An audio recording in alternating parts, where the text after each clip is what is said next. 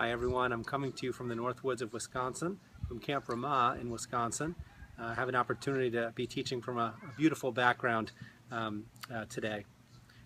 You may have heard about the PBS special where famous people are given the opportunity to learn about their ancestral roots. There was a recent story in the news, though, about a bit of a problem with the show. Ben Affleck, a famous actor, discovered in the course of the research that was being done about his family that he has an ancestor who was a slave owner. And he was embarrassed by this, and he really didn't want this to be part of the story, and asked the producers of the show to leave that part out.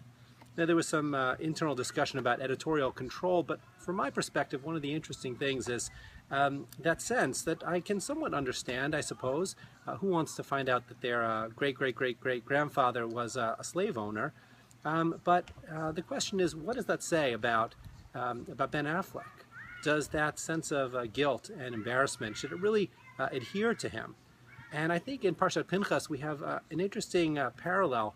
There's a census taken in this week's Parsha, and it lists the different tribes and the different families within the tribes, and it mentions specifically that the sons of Korach are counted. Now, Korach we met just a few weeks ago when Korach led a rebellion against Moses and against God, and Korach and 250 of his followers were swallowed up by the earth. According to that Parsha, it seemed that his sons also were swallowed up and were killed, but here we find that they're alive.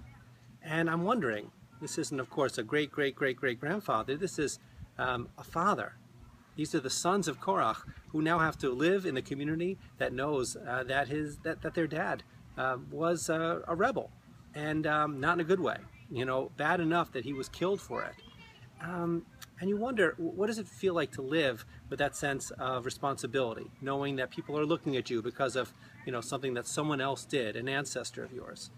And I think one of the really positive aspects of this story of the sons of Korach is that they're going to go on to make a real place for themselves within the Jewish people. You may or may not know that some of the Psalms in the book of Psalms mention the sons of Korach. That is to say, they are some of the producers, according to tradition, of some of the most beautiful poetry that we have as a Jewish people. These sons of Korach are related to the prophet Samuel. So they are going to have maybe a somewhat questionable lineage. Their father caused some trouble, but they have really a beautiful ancestry to look forward to, descendants to look forward to. And that's really the key. The key is not only where we came from, though as a Jewish people we pride ourselves in our connection to our ancestors, but what we are going to leave behind. And the sons of Korach didn't get caught up in their father's history, but made their own history, moved forward to make an impact on the Jewish people and to make an impact on our history as a whole. And so while it's very important to know our history and to learn from our history and hopefully to have a lot of pride in those who came before us, the key aspect is who we are and what we're going to do with that history to make an impact on the future. I hope this Shabbat you have an opportunity to read Parashat Pinhas, and I'll wish you Shabbat Shalom.